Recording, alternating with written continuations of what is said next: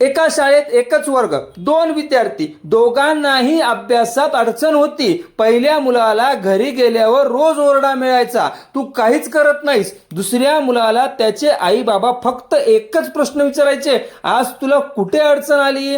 काही महिन्याने पहिल्या मुलाने अभ्यासाची भीती मनात बसवली आणि दुसऱ्या मुलाने आत्मविश्वास मिळवला. फरक बुद्धीचा नव्हता, फरक पालकांच्या वागण्यांचा होता. आज आपण जाणून घेणार आहोत मुलाला ओरडण्यापेक्षा त्याला पुढे नेणाऱ्या 5 प्रभावी सवयी.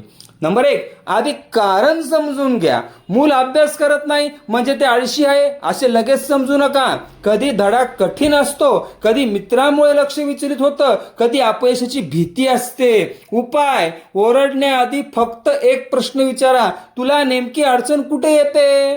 नंबर 2, तुलना करू नका. शेजारचा मुलगा बघ, तुझी बहीण किती छान अभ्यास करते, अशी वाक्य मुलाच्या मनात स्पर्धा नाही तर न्यूनगंड निर्माण करतात.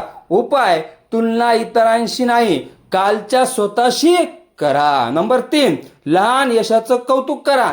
आज फक्त 20 मिनिटं अभ्यास करा, एक प्रश्न स्वतः सोडवला, हे यश आहे.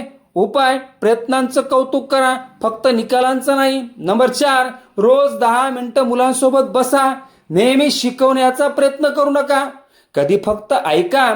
आज त्याने काय शिकलं ते त्यालाच सांगू द्या. उपाय: दररोज 10 मिनिटं फक्त मुलांसाठी ठेवा. नंबर 5, विश्वास द्या, भीती नाही. ओरडल्यामुळे मूल काही वेळ अभ्यास करेल, पण विश्वास दिलात तर ते स्वतःहून शिकायला लागेल. दररोज एक वाक्य बोला, मला तुझ्यावर विश्वास आहे. प्रिय पालकांनो, मुलं मोठी होतात पण त्यांना आठवत राहतात आईबाबांनी बोललेले शब्द.